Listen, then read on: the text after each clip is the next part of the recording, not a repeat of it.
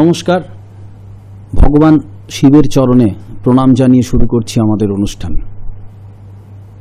এই অনুষ্ঠান যারা আজ প্রথম দেখছেন বা বিগত কয়েক বছর ধরে যারা এই অনুষ্ঠান দেখে আসছেন, এ কথা কিন্তু দিবালোকের মতো স্পষ্ট এবং অভিজ্ঞাত সত্য যে সমস্যা এবং সমাধান এই অনুষ্ঠানের মাধ্যমে কিন্তু বিভিন্ন মানুষ উপকৃত হচ্ছেন, জীবনের ইতিবাচক দিকগুলো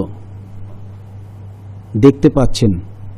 আর এই অনুষ্ঠানের সৌরভে সুরভিত হতে হতে যার অভয় চরণে আপনারা প্রণাম জানান, সেই মহান ব্যক্তিত্ব যিনি এই অনুষ্ঠানের মূল কেন্দ্র, মূল ব্যক্তিত্ব, তিনি আজও তার অমূল্য সময় আপনাদের জন্য রেখেছেন। এই স্টুডিওতে এসেছেন আরও কিছু ধর্মীয় বাণী এবং জ্যোতিষের ওপর তার নিবিষ্ট গবেষণার উপলব্ধ ফল প্রকাশ করার জন্য। পাশ্চাত্যের বর্ণময়তায় এবং জীবনে সুখ ভোগের কামনা লালসার পঙ্কিল ঘূর্ণাবর্তে ঘুরতে ঘুরতে যখন আমরা রিক্ত হতাশ হয়ে যাই, তখন করুণাময় ঈশ্বরের আশীর্বাদে আমরা এমন এক মহান ব্যক্তিত্বকে পাশে পাই, যিনি আমাদের জীবনের সঠিক দিকটি নির্দেশ করে দেন, যিনি রিক্ত হতাশ মানুষের জীবন থেকে অন্ধকার সরিয়ে তাদের দেখাতে পারেন নবজীবনের ঐশী আনন্দ। সেই মহান ব্যক্তিত্ব, মহান শৈব সাধক, ধর্মগুরু, বিরল জ্যোতিষ গবেষক, সংখ্যাতত্ত্ববিদ এবং বাস্তুশাস্ত্রবিদ, যিনি বৌদ্ধ যুগের ন্যায় ভারতের সনাতন জ্যোতিষশাস্ত্রকে আজকে ছড়িয়ে দিচ্ছেন ভারতবর্ষ ছাপিয়ে পৃথিবীর বিভিন্ন প্রান্তে। সেই মহান ব্যক্তিত্বের নাম বাবা শ্রী দেবদাসজি মহারাজ। আমরা জানি এই অনুষ্ঠানের কতগুলো বিশেষত্ব আছে। কোনো পুণ্যতিথির ওপর যিনি আলোকপাত করে থাকেন, বিগত দিনেও করেছেন।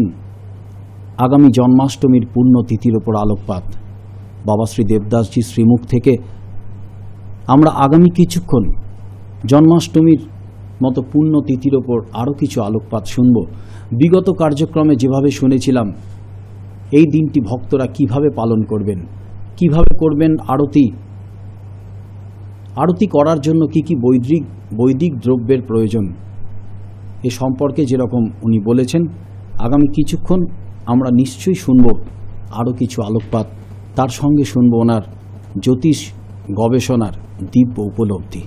আসুন সময় নষ্ট না করে মহারাজকে স্টুডিওতে স্বাগত জানাই। শুরু করি আজকের অনুষ্ঠান সমস্যা এবং সমাধান। হরি ওং নমঃ শিবায়, হরি ওং নমঃ শিবায়, হরি ওং নমঃ শিবায়। ওং শ্রী মহাকাল রুদ্র দেবায় নমঃ। ওং শ্রী মহাকাল রুদ্র উমানন্দ দেবায় নমঃ। ওং শ্রী মহাকাল রুদ্র বাণেশ্বর দেবায় নমঃ। ওং শ্রী মহাকাল রুদ্র মহামৃত্যুঞ্জয় দেবায় নমঃ। হরি ওং নমঃ শিবায়, হরি ওং নমঃ শিবায়, হরি ওং নমঃ শিবায়। ভক্তগণ, শিবকৃষ্ণ গুরুকুল সেবাশ্রমের পক্ষ থেকে সকল ভক্তের মঙ্গল প্রার্থনা করে আরোগ্য প্রার্থনা করি ভগবান শ্রী শ্রী শিবশম্ভুর চরণে। তোমাদের জীবন আরোগ্যময় হোক, তোমাদের জীবন শান্তিময় হোক, তোমাদের জীবন সুখ সমৃদ্ধিময় হোক, তোমাদের জীবন ধন সম্পদাময় হোক, তোমাদের জীবনে পারমার্থিক ব্যবহার হোক, তোমাদের জীবনে পারমার্থিক চিন্তা হোক, তোমাদের জীবনে ভগবান চিন্তন হোক। সমস্ত সংকোচ, সমস্ত লজ্জা, সমস্ত ভয় সব কিছুকে ত্যাগ করে ভগবান শিব শম্ভুর চরণে সমর্পিত হয়ে একত্রে বলো, হাত জোর করে বলো, ভগবানের প্রতি সমর্পিত হয়ে বলো, জীবনের দুঃখ, দুর্দশা, দুশ্চিন্তা সমস্ত কিছু ভগবানের চরণে অর্পণ করে বলো, হরি ওং নমঃ শিবায়, হরি ওং নমঃ শিবায়, হরি ওং নমঃ শিবায়। ভক্তগণ, এসে গেছে পুণ্যতিথি জন্মাষ্টমী। আমরা ব্রত সম্পর্কে জানব। ব্রত বিষয়টা কি? যেমন তোমাদের বলেছিলাম গুরু বিষয়টা কি। গু শব্দের অর্থ হলো তিমির, অন্ধকার, আর রু শব্দের অর্থ হলো আলো, প্রচুর আলো। এক সূর্য নয়, কোটি সহস্র সূর্য যদি প্রজ্বলিত হয়, তার সমার্থক হলো রু, যে তোমাকে তিমির অন্ধকার থেকে আলোকময় অবস্থানে নিয়ে যাবেন। তিনি হলেন গুরু। দীক্ষা শব্দের অর্থ বলেছিলাম, দণ্ডকে স্খলন হয় যে ক্রিয়ার মাধ্যমে, তা হলো দীক্ষা। আমাদের জ্ঞানে অজ্ঞানে আমরা অনেক অন্যায় করে থাকি, জেনে না জেনে আমরা অনেক ভুল করে থাকি, অপরের মনে দুঃখ দিয়ে থাকি না?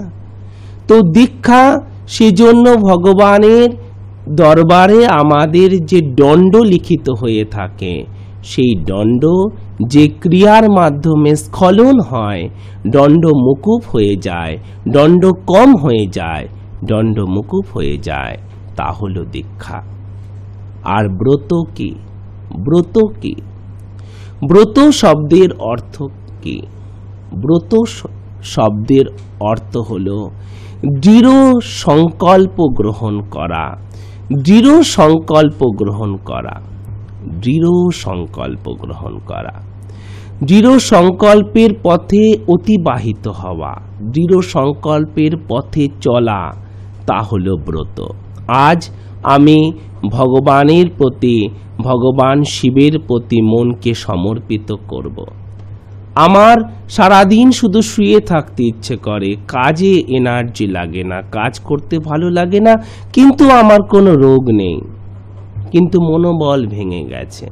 তমগুণ আমাকে তমগুণ ছেয়ে নিয়েছে, কারণ তমগুণের মধ্যেই আলস্য রয়েছে। তো তমগুণকে আমাকে নাশ করতে হবে, তো আমাকে ব্রত পালন করতে হবে, আমাকে ভগবানের পথে চলতে হবে। আমার মধ্যে খুব অহংকার এসে গেছে, শুধু কথায় কথায় মুখ দিয়ে বেরিয়ে পড়ে, জানিস আমি কে? এই জানো আমি কে? এই আমি তোমায় কিনতে পারি। শুধু কেনা বেচার কথা মুখে চলে আসে। অনেকের থেকে আমাকে খুব বড় মনে হয়, কিন্তু কত কারোর থেকে আমি সমাজে ছোট তা মনে হয় না একবারও, তা আমার একবারও মনে হয় না। আমার নিজেকে খুব সাহসী মনে হয়, খুব সাহসী মনে হয় নিজেকে, কিন্তু নেতাজির মূর্তির সামনে দাঁড়িয়ে আমি নিজেকে ভীরু ভাবি না, নিজেকে আমার খুব সাহসী মনে হয়। অহংকার ছেয়ে গেছে। পৃথিবীতে এমন কোনো মেডিসিন শপ আছে? পৃথিবীতে এমন কোনো মেডিসিন শপ আছে যেখানে গিয়ে তুমি বলতে পারবে আমার অহংকারটা খুব বেড়ে গেছে, আমাকে দুটো অহংকারের ক্যাপসুল দিন না, দুটো অহংকারের ক্যাপসুল দিন তো, অহংকারটা যেন কমে যায়। আমার স্ত্রীর মধ্যে খুব লোভ বেড়ে গেছে, দুটো লোভের ট্যাবলেট দেবেন তো। আচ্ছা, ট্যাবলেট না হলে আপনি লিকুইড দিয়ে দিন, আপনি সিরাপ দিয়ে দিন। নেই, না ছিল, না আছে, না কোনোদিন আবিষ্কার হবে। কারণ সত্য, রজ, তম এই তিন গুণ প্রকৃতির মধ্যে নিহিত। মেডিসিন শরীরের ওপর কাজ করে, আমাদের স্থূল শরীরের ওপর। মেডিসিন এই গুণগুলোর ওপর কাজ করে না। তাই এইগুলো থেকে বাঁচবার উপায়, কারণ জীবনের সমস্যার কারণই তো এগুলো, সমস্যার কারণই তো আমার মধ্যে হয় অহংকার বেড়ে গেছে, অথবা লোভ বেড়ে গেছে, অথবা অথবা আলস্য বেড়ে গেছে? তবে না আমার মধ্যে এগুলো বেড়েছে বলেই তো আমি মানুষকে তুচ্ছ জ্ঞান করছি, মানুষকে আমি অবহেলা করছি। মানুষের সমাজে থেকে মানুষের সাথে কাজ করে মানুষের প্রতি বিন্দুমাত্র ভালোবাসা জন্ম নেয় না, খিটখিটে স্বভাব হয়ে যাচ্ছে। সমস্ত সমস্যার কারণ এগুলোই, আমাদের 6 রিপু আর এই 3 গুণ। তাহলে তা থেকে মুক্ত হবার উপায় হলো ব্রত পালন, সাধনা। আমাদের সেই পুণ্যতিথি এসে গেছে। কোন তিথি? যে তিথিতে ভগবান অবতীর্ণ হয়েছিলেন অবতার রূপে। অবতার শব্দটি এসেছে অবতীর্ণ থেকে। ভগবান ধরাধামে অবতীর্ণ হয়েছিলেন 16 কলায়, পূর্ণ কলায়। ভগবান রাম পূর্ণ কলার অবতার নন, কিন্তু ভগবান কৃষ্ণ পূর্ণ কলার অবতার। আর তার জন্মতিথি কত পবিত্র বুঝতে পারছ? 15ই আগস্ট 1947 আমরা স্বাধীনতা পেয়েছিলাম। সেই দিনটি আমাদের জাতির পক্ষে, আমাদের দেশের পক্ষে গৌরবময়। সেই দিনটি আমাদের মনে এক আলাদা রোমাঞ্চ নিয়ে আসে, এক আলাদা অনুভব নিয়ে আসে। তেমনি পুণ্যতিথি ভগবানের প্রতি সমর্পিত হবার তিথি। শুধুমাত্র পুরুষ বা নারী নয়, শিক্ষিত বা অশিক্ষিত নয়, সমস্ত মানুষ তথা সমস্ত জীবের পক্ষে মুক্তিদায়ক তিথি, শান্তিদায়ক তিথি, সুখদায়ক তিথি এই জন্মাষ্টমী।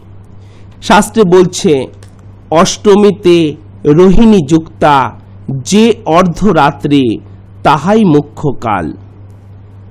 অতএব সেই সময় ব্রত করিবে।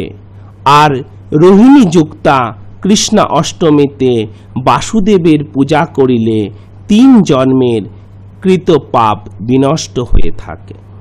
শাস্ত্রে কি বলেছে?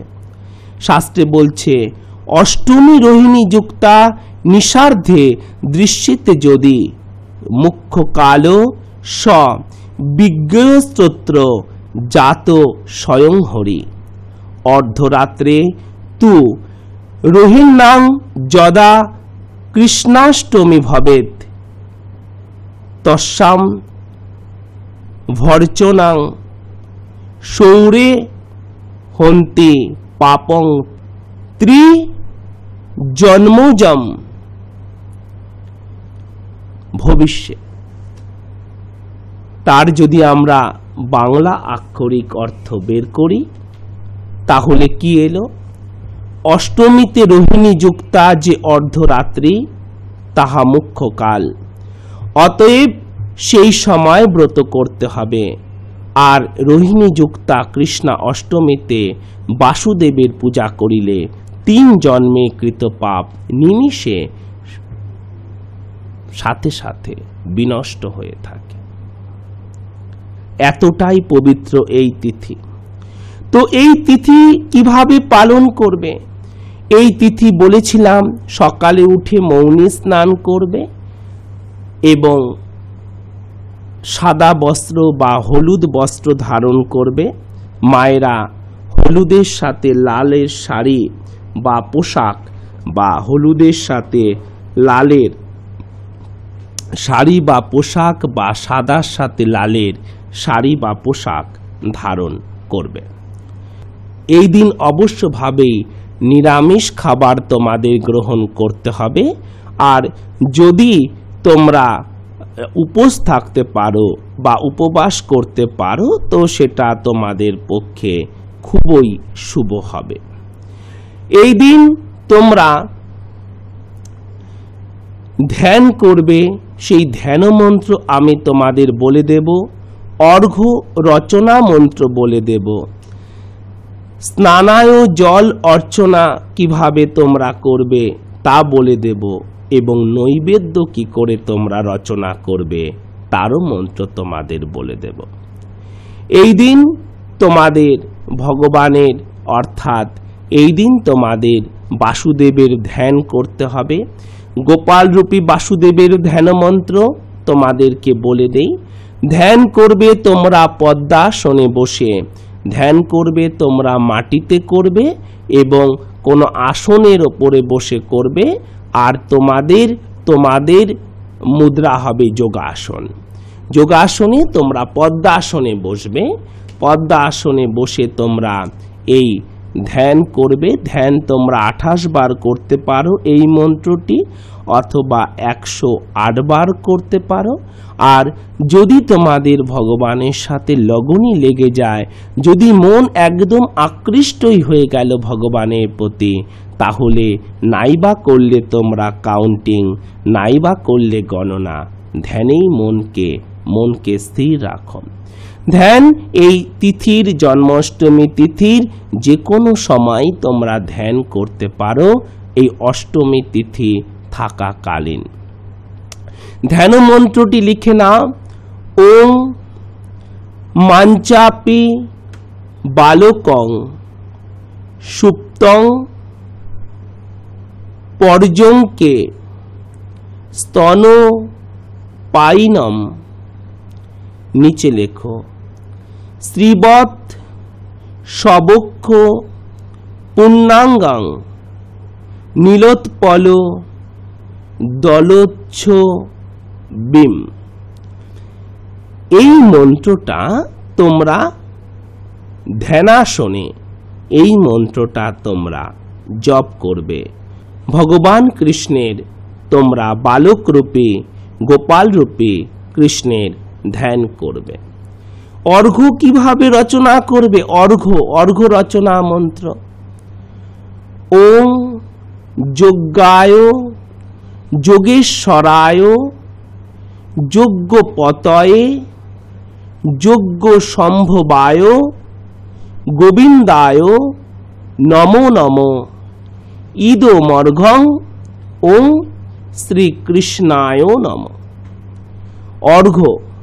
অর্ঘ্য তোমরা যে পূজাটা যে সাজাবে, তো পূজা যে তোমরা যে সাজালে, সেই অর্ঘ্য রচনা যখন করছো, তো অর্ঘ্য রচনার পরে বা রচনার সময় কি মন্ত্র জপ করতে হয়? অর্ঘ্য যখন তোমরা রচনা করছো, তখন এই মন্ত্রটি তোমরা 11 বার জপ করবে। ওং যজ্ঞায় যোগেশ্বরায় যজ্ঞপতয়ে যজ্ঞ সম্ভবায় গোবিন্দায় নমো নমো ইদমর্ঘং ওং শ্রীকৃষ্ণায় নমঃ। তাহলে এই মন্ত্রটা তোমরা জপ করবে এবং এই দিন তোমরা ভগবান শিবের প্রতি বলো আর ভগবান কৃষ্ণের প্রতি বলো, কারণ ভগবতে একে অপরের আত্মা বলা হয়েছে। তো তোমরা মনকে সমর্পিত রাখবে, মনকে সমর্পিত রাখবে। কেমন? ভগবান শিব তোমার তমগুণকে নাশ করবেন আর ভগবান কৃষ্ণ তোমাকে ত্রিগুণের ওপরে উত্থিত করবেন। আমি তোমাদের বলবো পঞ্চ পাণ্ডবে সশরীরে স্বর্গে যাবার কাহিনী। আমি তোমাদের বলবো পঞ্চ পাণ্ডবের সশরীরে স্বর্গে যাবার কাহিনী। এবারে বলি তোমাদেরকে যে স্নানায় জল অর্চনা করে তোমরা কি মন্ত্র জপ করবে। স্নানায় জল অর্চনা করে তোমরা জপ করবে ওং যোগায় যোগেশ্বরায় যোগপতয়ে যোগ সম্ভবায় গোবিন্দায় নমো নমঃ। স্নানায় জল অর্চনা করে, স্নানায় জল অর্চনা করতে করতে তোমরা নারায়ণ শিলাকেও তোমরা স্নান করাতে পারো। তাতে ওং যোগায় যোগেশ্বরায় যোগপতয়ে যোগ সম্ভবায় গোবিন্দায় নমো নমঃ। এই মন্ত্রটি তোমরা 11 বার বা 21 বার জপ করবে। এইবারে নৈবেদ্য তোমাদের সাজাতে হবে। নৈবেদ্য তোমরা কাঁসা, পিতল বা তামার পাত্রে সাজাবে। যদি কারো রূপার পাত্র থাকে তো তাতেও তোমরা করতে পারো। কেমন? তুমি কোন পাত্রে করছো সেটা বড় কথা নয়। রূপার পাত্র হলে পুণ্য বেশি হবে আর তামার পাত্রে পুণ্য কম হবে এমন নয়। দেখতে হবে তোমার মনের অবস্থান। তোমার মন কতটা ভগবানের প্রতি সমর্পিত, তোমার মন কতটা ভগবান বিশ্বাসে আপ্লুত, তোমার মন কতটা ভগবান থেকে দূরে থেকে বিরহে আক্রান্ত। এটাই সব থেকে বড় কথা। ভগবানের যত কাছাকাছি আমরা থাকব, আমরা ভগবান চিন্তনের যত কাছাকাছি থাকব, ততই আমরা রোগ, শোক, দুঃখ, দারিদ্রতা, দুশ্চিন্তা থেকে দূরে থাকব। তাই আমাদের জীবনের একমাত্র উদ্দেশ্য ভগবানের আশীর্বাদ পাওয়া। ভাবছো না না, আমার জীবনে তো আরো উদ্দেশ্য আছে, আমার তো বিদেশ যেতে হবে, আমাকে তো একটা বড় বাড়ি বানাতে হবে, আমাকে তো দুটো গাড়ি কিনতে হবে, আমার তো প্রমোশন চাই, আমার তো ছেলে মেয়েকে মানুষ করতে হবে, আমি ছেলে মেয়েকে সমাজের বুকে প্রতিষ্ঠিত দেখতে চাই। অবশ্যই। আর এই সব কিছুই সম্ভব শুধুমাত্র ভগবানের আশীর্বাদের মাধ্যমে। সূর্যের আলোতে কি বলো আমার ওই ভায়োলেট রশ্মিটা চাই, আমার ওই অরেঞ্জটা চাই, আমার স্কাই ব্লুটা চাই? সূর্যের মধ্যে তো সপ্তরশ্মিই আছে। বেগুনি, আকাশে কমলা, লাল, সাদা সবই আছে।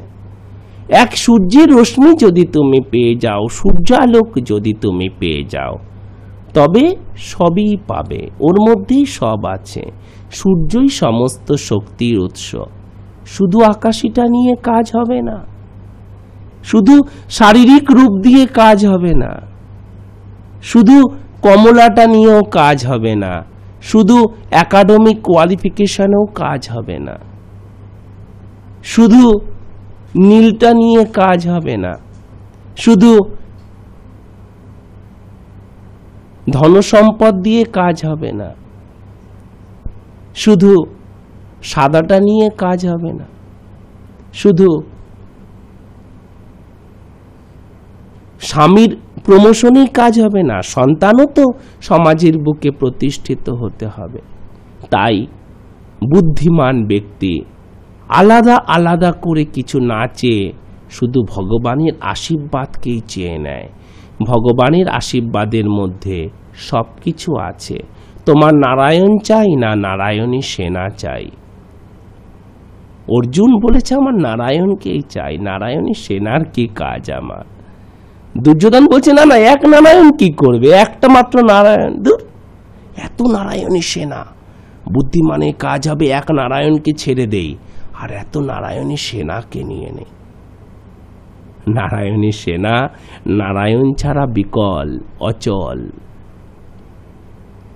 তাই ভগবানের আশীর্বাদের মধ্যেই সব আছে, সবকিছুই আছে তার আশীর্বাদে।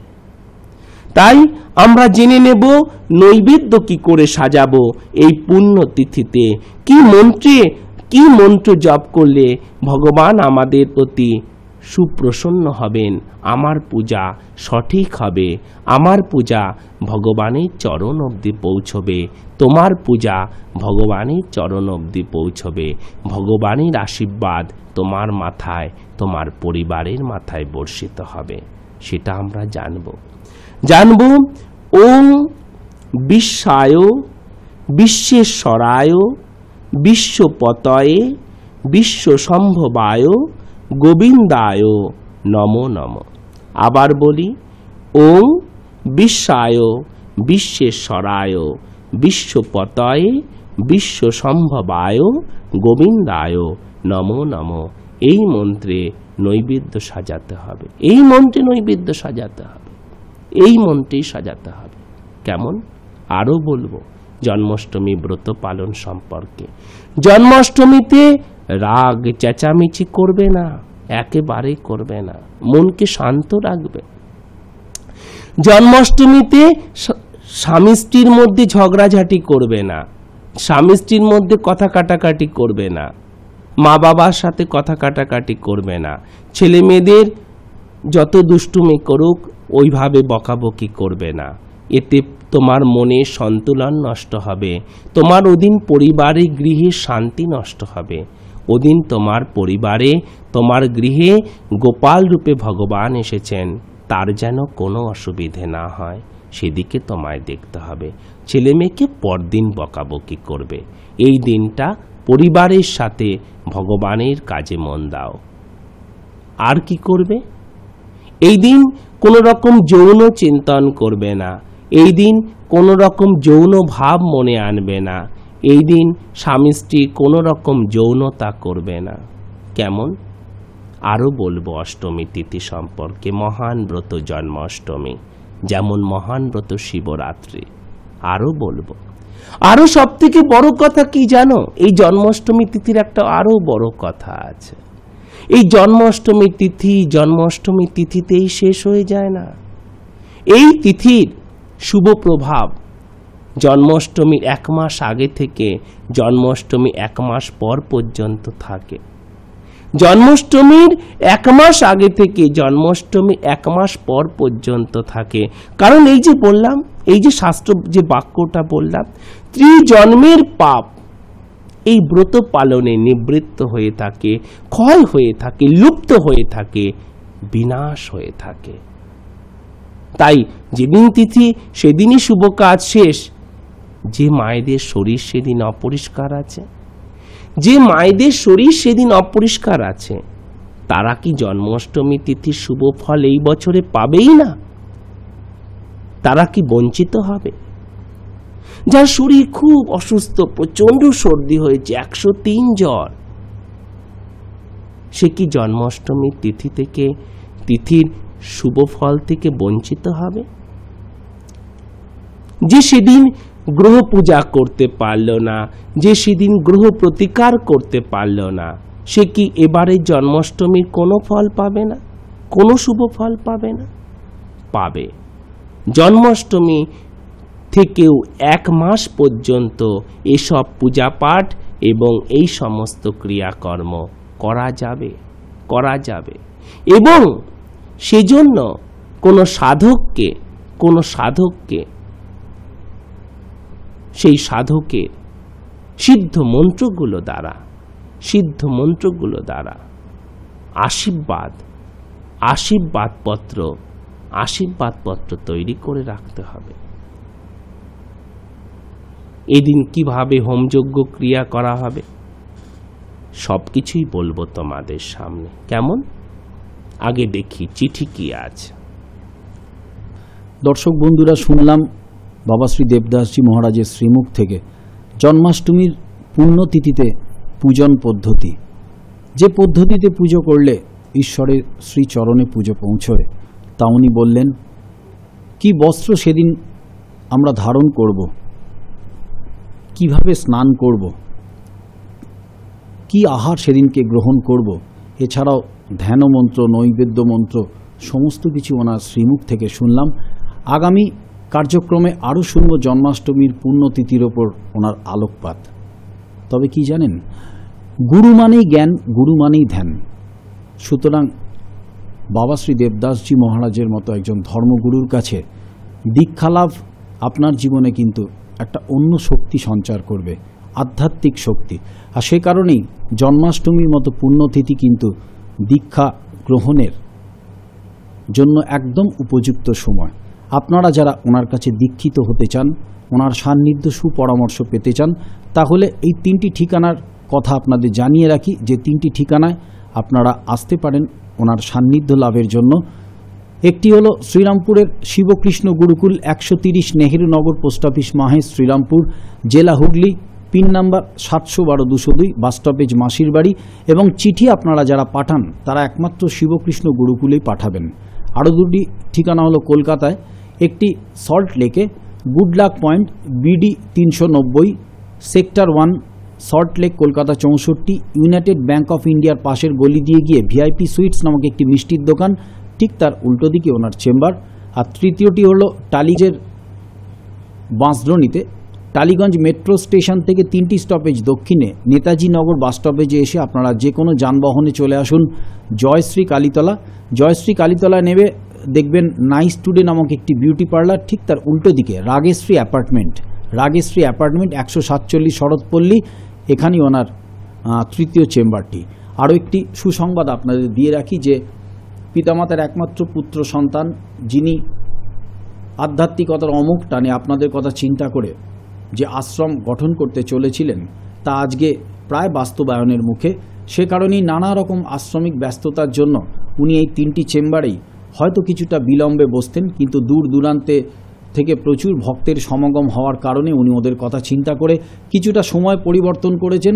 শিবকৃষ্ণ গুরুকুল শ্রীরামপুরে উনি সকাল 11টা থেকে সন্ধে 7টার মধ্যে ওনার চেম্বার শেষ করছেন এবং সমস্ত ভক্তদের কাছে আমাদের একান্ত অনুরোধ আপনারা সঠিক অর্থাৎ সকাল 11টা থেকে সন্ধে 7টার মধ্যেই শিবকৃষ্ণ গুরুকুলে আসবেন।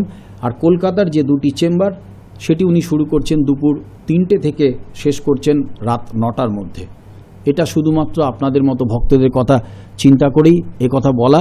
আর যে দুটো নাম্বারে আপনারা ফোন করবেন, যে দুটো নাম্বার আপনারা অবশ্যই স্মরণে রাখবেন, সে দুটো নাম্বার হলো 9831567738 এবং 9831950049। আরও একটি ভীষণ সুসংবাদ আপনাদের জন্য অপেক্ষা করছে, তা হলো জন্মাষ্টমীর পুণ্যতিথিতে বাবা শ্রী দেবদাসজি মহারাজ, যিনি একজন মহান শৈব সাধক ধর্মগুরু, জ্যোতিষ জগতের আলোকময় ব্যক্তিত্ব, তিনিও জন্মগ্রহণ করেছিলেন। এবং আপনাদের মতো এই অনুষ্ঠানের সমস্ত শুভানুধ্যায়ী ভক্ত এবং দর্শকদের পক্ষ থেকে বাবা শ্রী দেবদাসজি মহারাজের জন্মদিনের আগাম শুভেচ্ছা আমরা জানিয়ে রাখি। বাবা শ্রী দেবদাসজি মহারাজকে আমরা আগাম শুভেচ্ছা জানাবো। তার নীরব দীর্ঘ জীবন আমরা সকলের পক্ষ থেকে কামনা করছি। উনি ভালো থাকুন এবং আপনাদের মতো লক্ষ লক্ষ মানুষকে ভালো রাখুন, একথাই কিন্তু ঈশ্বরের কাছে আমাদের একমাত্র প্রার্থনা। আসুন অপেক্ষার অবসান ঘটিয়ে আমরা বিগত কার্যক্রমে যে অসম্পূর্ণ চিঠিটি আছে সেটির সম্পূর্ণতা আমরা নিয়ে নেব বাবা শ্রী দেবদাসজি মহারাজের শ্রীমুখ থেকে। চিঠিটি পাঠিয়েছিলেন রীতা দাস, হাওড়া ব্যাঁটরা থেকে। উনি লিখেছেন, শ্রদ্ধেয় বাবা দেবদাস, আপনার শ্রীচরণে শতকোটি প্রণাম। আপনার অনুষ্ঠানের আমি একজন নিয়মিত দর্শক ও একজন গুণমুগ্ধ ভক্ত। আপনার জ্যোতিষ জ্ঞান ও ধর্মীয় বাণীর প্রাঞ্জল উপস্থাপন আমাদের পরিবারের সকল সদস্যের আপনার প্রতি অপরিসীম শ্রদ্ধা ও অপার বিশ্বাস আদায় করে নিয়েছে। আপনার মতো মহান ব্যক্তিত্বের শ্রীমুখ থেকে আমার কন্যার ব্যাপারে কিছু জানতে চাই। কন্যার নাম জাগরী দাস, জন্ম তারিখ 22শে ডিসেম্বর 1989, জন্মস্থান হাওড়া ময়দান, সময় সন্ধে 6টা 6 মিনিট। বর্তমানে জাগরী বিজ্ঞানে স্নাতক হয়ে মাস্টার ডিগ্রি পড়তে চলেছে। বাবা, আমি জানতে চাই তার শিক্ষা কতদূর হবে, শরীর স্বাস্থ্য কেমন যাবে, তার সরকারি চাকরি যোগ আছে কিনা, ওর বিবাহযোগ কবে এবং বিবাহ পরবর্তী জীবন সম্পর্কে যদি একটু আলোকপাত করেন তাহলে চিরকৃতজ্ঞ থাকি। প্রণামান্তে রীতা দাস, 12 নম্বর কৃত্তিবাস ধারালেন, হাওড়া 1, পোস্ট অফিস বাটরা। রীতা দেবী, নিশ্চয়ই আগামী কিছুক্ষণ আপনি এই অনুষ্ঠান দেখুন। আমরা আপনার কন্যা জাগরীর ব্যাপারে দীর্ঘ জ্যোতিষ বিশ্লেষণ মহারাজের শ্রীমুখ থেকে শুনে নিই। মা রীতা দাস, তুমি এই চিঠি আমাকে পাঠিয়েছ। আগের দিন তোমার আমি চিঠি কিছুটা পাঠ করেছিলাম এবং আমি জাগরীর রাশি লগ্ন ইত্যাদি বলে দিয়েছিলাম এবং ওর ছকটি দেখিয়েছিলাম। মা, আজ ওর ছকটি আমি আরেকবার বলে দেই যে জাগরীর মিথুনে আছে লগ্ন এবং বৃহস্পতি। জাগরীর মিথুনে আছে লগ্ন এবং বৃহস্পতি এবং কর্কটে আছে কেতু, সিংহে কোনো গ্রহ নেই, কন্যাতে কোনো গ্রহ নেই, তুলাতে আছে চন্দ্র, বৃশ্চিকে আছে মঙ্গল, ধনুতে আছে রবি এবং বুধ এবং শনি, আর মকরে আছে শুক্র রাহু এবং কুম্ভে কোনো গ্রহ নেই, মীনে কোনো গ্রহ নেই। তাহলে জাগরীর জন্মকুণ্ডলিতে যে অবস্থান আছে মা, জন্মকুণ্ডলিতে চন্দ্র ভালো আছে, জাগরীর জন্মকুণ্ডলিতে কেতু ভালো আছে, শুক্র ভালো আছে, রাহু ভালো আছে, শুক্র ভালো আছে, রাহু ভালো আছে। মা জাগরীর শিক্ষা হবে এবং উচ্চ শিক্ষা হবে এবং ওর পক্ষে সায়েন্স ভালো হবে এবং ও আপ টু পিএইচডি লেভেল পর্যন্ত পৌঁছতে পারবে। ও আপ টু পিএইচডি লেভেল পর্যন্ত পৌঁছতে পারবে। শরীর স্বাস্থ্যের বিষয়ে জাগরীর চোখের একটু সমস্যা থাকবে, চোখের একটু সমস্যা থাকবে, একটু দাঁতের সমস্যা থাকবে, মাথা যন্ত্রণা থাকবে, একটু দাঁতের সমস্যা থাকবে, মাথা যন্ত্রণা থাকবে, পায়ে বা কোমরে একটু ব্যথা যন্ত্রণা থাকবে।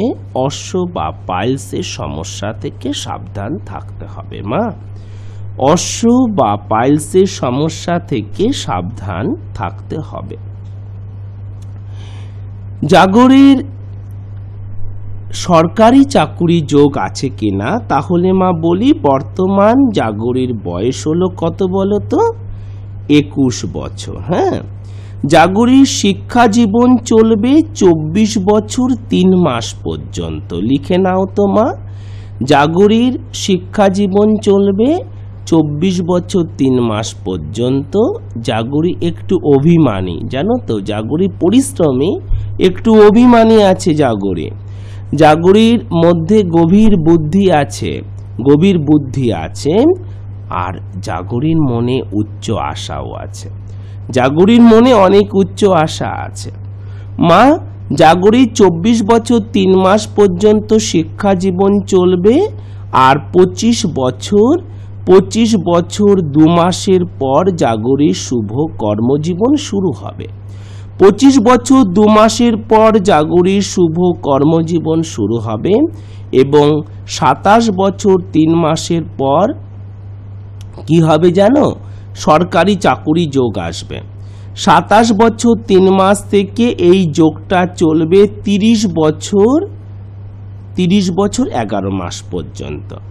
27 বছর 3 মাস থেকে শুরু করে 30 বছর 11 মাস পর্যন্ত জাগরী সরকারি চাকুরি যোগ আসবে।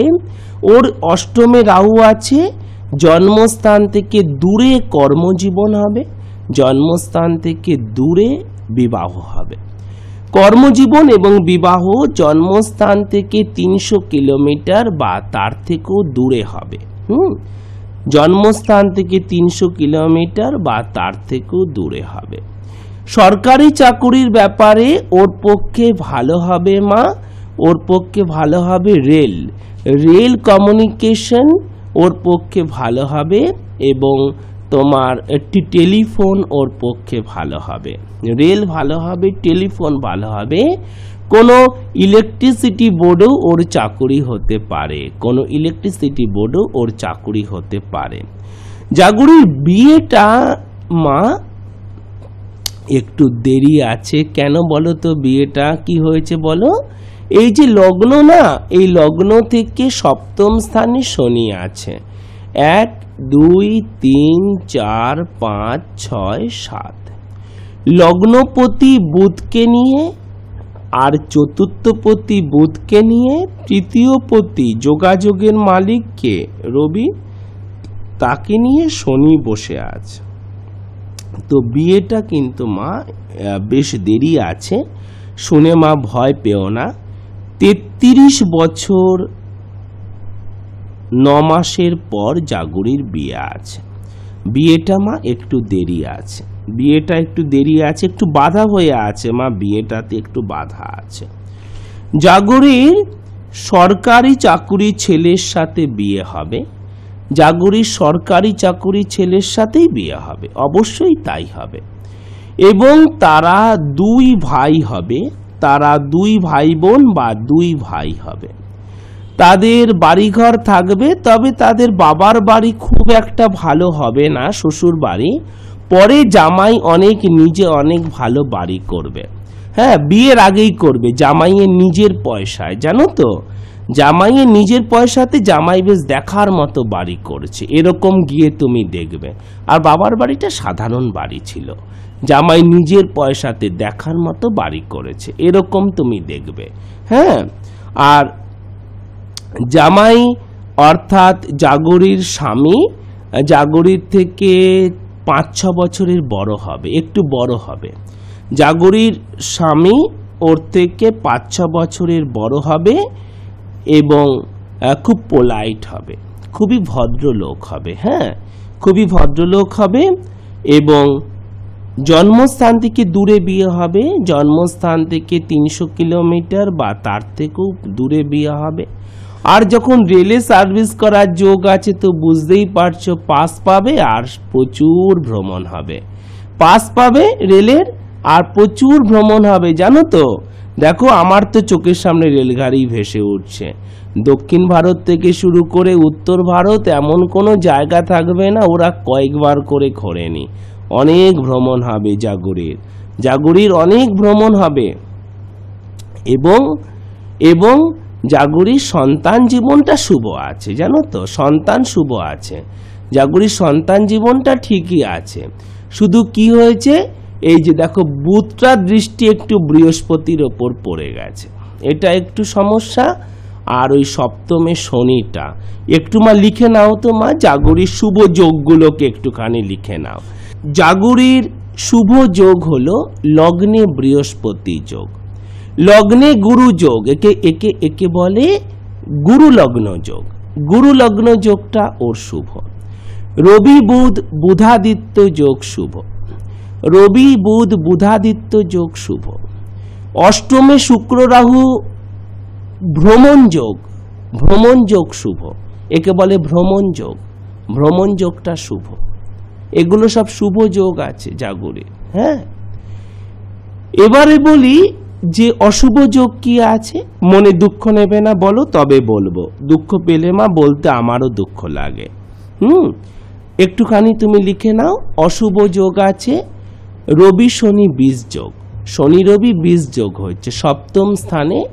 হ্যাঁ, এটা অনুরাযোগ হয়ে গেছে, লিখে নাও। এটা অনুরাযোগ হয়েছে, যেটা বিয়েতে বাধা দিয়ে রেখেছে, যেটা বিয়েতে বাধা দিয়ে রেখেছে। আর কি হয়েছে, লগ্ন থেকে 1, 2, 3, 4, 5, 6 নম্বরে মঙ্গল আছে। এটা মাঙ্গলিক দোষ হয়েছে, এটা মাঙ্গলিক দোষ বা ভৌম দোষ হয়েছে। এটা মাঙ্গলিক দোষ বা ভৌম দোষ হয়েছে। আর এখানে বুধের দৃষ্টি বৃহস্পতির ওপর পড়েছে। ওর শুভ সন্তান যোগ আছে, কিন্তু এই বুধের সাথে বৃহস্পতি যদি এরকম দৃষ্টি দেয় বা একসাথে থাকে তবে সন্তানের জন্ম দেওয়ার ক্ষেত্রে একটু অসুবিধে হয়। হ্যাঁ, এটা একটু মা তুমি এই জন্মাষ্টমীতে বা জন্মাষ্টমী থেকে 1 মাসের মধ্যে বা জন্মাষ্টমী থেকে মা 1 মাসের মধ্যে তুমি এটার মা একটু কমে প্রতিকার করে নিও। একটু মা তুমি পরামর্শ একটু প্রতিকার করে নিও, কেমন? আমি এবারে বলবো জাগরির জন্য। তুমি পরবর্তী জীবন জানতে চাইছিলে। হ্যাঁ, জাগরির 34 বছর 7 মাসের পর জাগরির আর্থিক অবস্থা খুবই শক্তিশালী হবে, জাগরি নিজেও আয় করবে। 34 বছর 7 মাসের পর জাগরির আর্থিক অবস্থা খুবই শক্তিশালী হবে। 35 বছর 8 মাসের পর জাগরির বহুদিনের স্বপ্ন পূরণ হবে। 35 বছর 8 মাসের পর জাগরির বহুদিনের স্বপ্ন পূরণ হবে। জাগরি এবং ওর স্বামী একবার একসাথে বিদেশ যাত্রা করতে পারবে। জাগরি এবং ওর স্বামী একবার একসাথে বিদেশ যাত্রা করতে পারবে, আর সেটা 39 বছর 3 মাস থেকে শুরু করে 42 বছর 5 মাসের মধ্যেই হবে।